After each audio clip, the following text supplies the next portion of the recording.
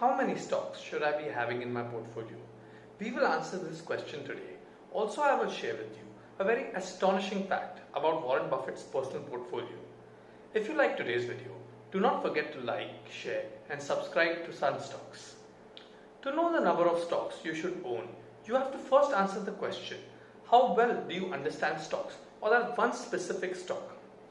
If you do not have a thorough understanding of the fundamentals and valuation of a stock, buying it is not recommended. You would rather park your money in an index mutual fund. Diversifying beyond a certain point is not advisable. I recommend 1 hour per week of study on one stock that you own.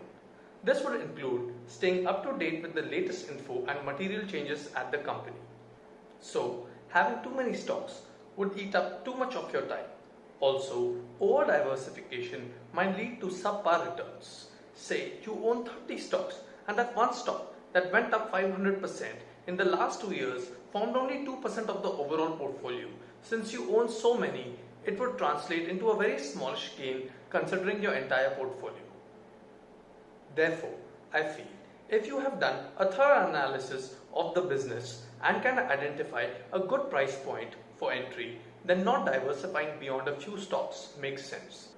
I remember going to a seminar at the BSc where famous investor Vijay Kedia, who turned 35,000 to 500 crores, was the speaker. Vijay started off his journey by investing in one stock, Punjab Tractors. He did not get any returns initially, but due to his conviction, he stuck around and made a return of 600% in 3 years.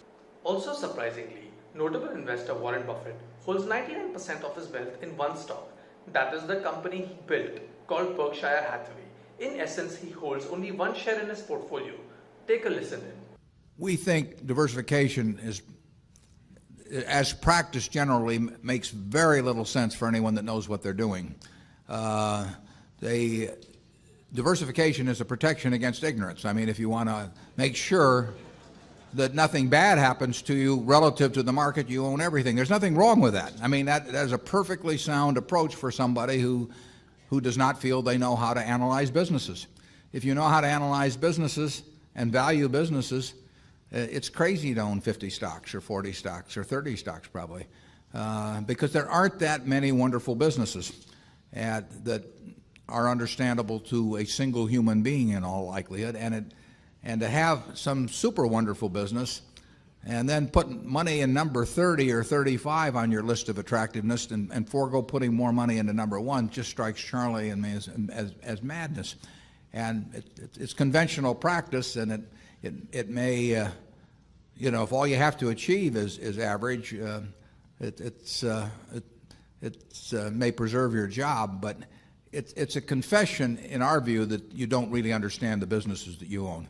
On a personal portfolio basis, I own one stock, but it's a business I know, and it leaves me very comfortable. So, do I need to own 28 stocks in order to, have proper diversification? It'd be nonsense. I'm not advocating holding just one stock in your portfolio like Vijay Kedia or Warren Buffett have done. The point I'm trying to make is that limited diversification can be extremely rewarding if you know what you are doing. All that is needed is time. You should not need the money that's put in a stock to be taken out during an emergency situation, and the patience to hold it over long periods of volatility.